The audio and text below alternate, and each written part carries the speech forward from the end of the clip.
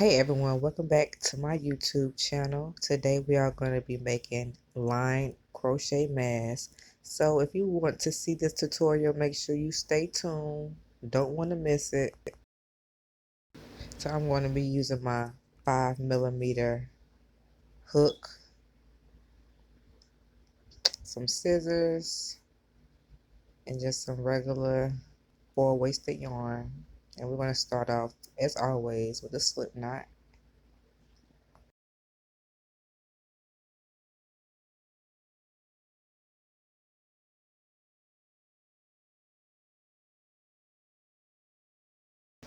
Your girl need to get these nails done quick. But you see my hands are shining. Yes, you already know what it is.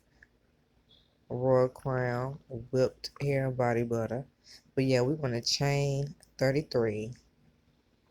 Make sure you chain 33. Or how big or however small you're making the mask. You can size it to whatever you need. But this is going to be just chaining 33.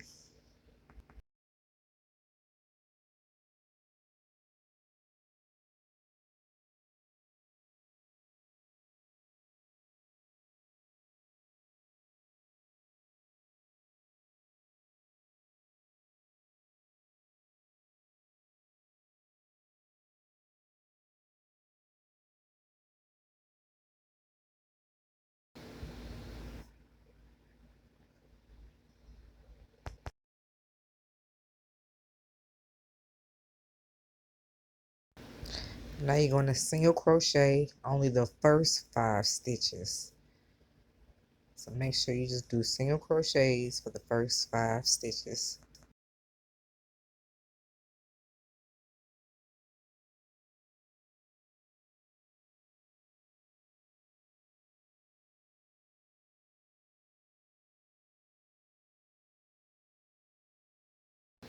Now you are going to double crochet for, I believe it was like 22.